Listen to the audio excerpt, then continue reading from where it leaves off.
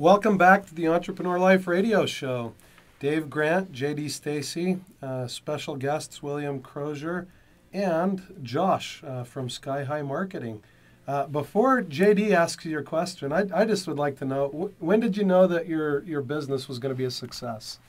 Day one. Wow. When we went into business, I knew that success was the only option. That's great. That's sounds like spoken like a true entrepreneur. And when did you know it was? And when did you feel validated that it has been a success? I still don't feel that way. Also, That's a true entrepreneur in us. That it's really hard to measure our success. It takes real emotional discipline to do that. Believe it or not.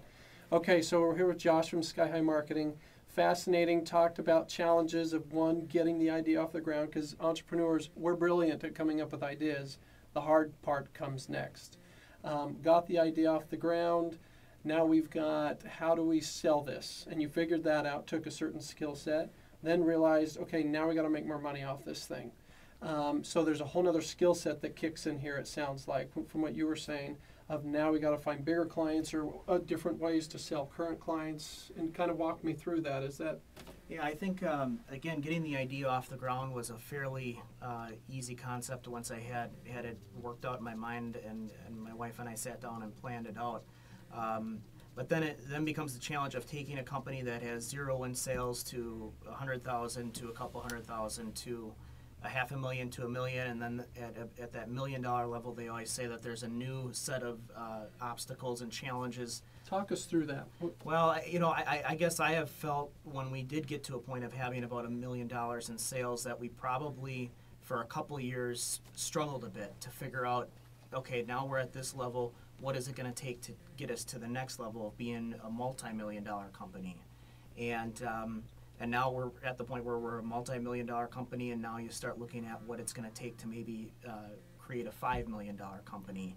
And I think with entrepreneurs, a lot of times, what I have seen personally is that we may know how to get from one level to the next very well, but then it can get to a point where you can get bogged down and maybe don't have quite the vision to get from level 3 to 4 as you did to get from level 1 to 2. Yeah, a good idea can only take you so far. And sometimes we get myopic and we think our one good idea can take us to unlimited growth when really it may take another idea to jump you to the next level. So that's a great point. Okay, so challenges then. So success brings its own set of unique challenges to it. Expansion brings a whole nother set, and you've done both. So talk me through that. Talk me through what some of those challenges are and how you overcame them. Well, I think, one of the biggest things that we realized is that, and again, was kind of touched on here, is your business plan when you're a $500,000 company trying to get to $1 million company is 180 degrees different than it is when you're a $1 million company trying to get to a $2 million company. And what we had decided was that to get to the next level of where we wanted to go, we wanted to look at expansion. And one of the concepts was to buy out an existing business.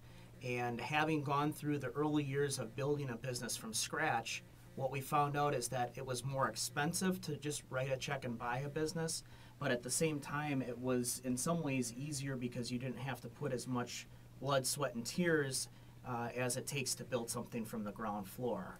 So, your business plan changes, your budgets change, your marketing plan changes, and everything, I think, is always changing when you're in business. Mm-hmm.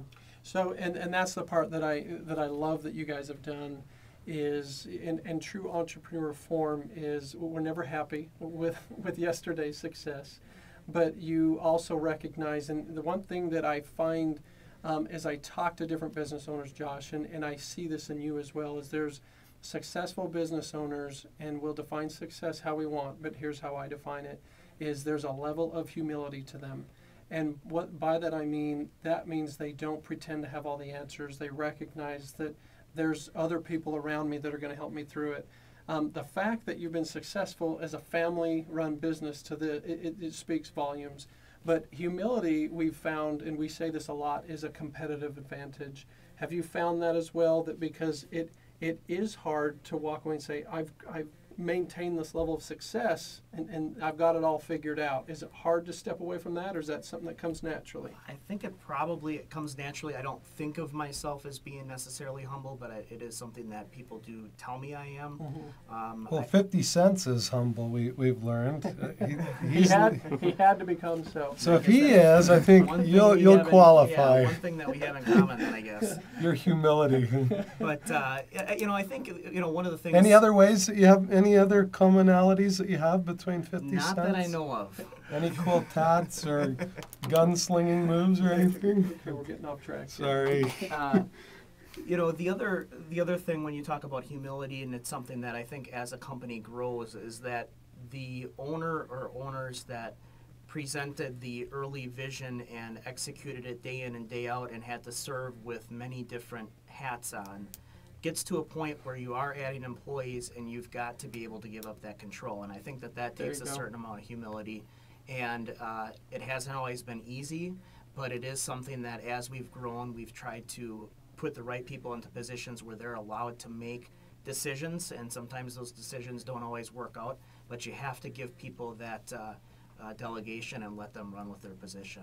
Okay, and that's impressive, because you're right that we get sometimes paralyzed by that, by not being able to delegate and not getting. So it sounds like you've built a good system, and just so you know, you don't have a lot of interaction with us. That's our love language here. Is we're big operations.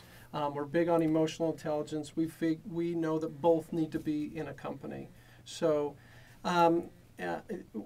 How can people, because you have a great company, you're here locally, you ship nationally, I assume, how can people get a hold of you? What's your contact information? I think the best area to learn more about us and our services is probably online at skyhighmarketing.com. And locally here we have a great showroom filled with product and client examples if people would want to stop by and learn more about what we've done to help out other clients in the Vegas market. Very good. Skyhighmarketing.com. And can our listeners contact you if they just need a good sounding board and entrepreneur support group? Yep, I love talking about business. Local phone number is 702-436-0867. And my personal email is josh@skyhighmarketing.com, and I love... for all your business and your logo needs. The number one more time. 436-0867. Thanks. And Josh, if you want to stick around after this break, we're going to have JD's Joke of the Day. We did not forget it. You're listening to the Entrepreneur Life Radio Show.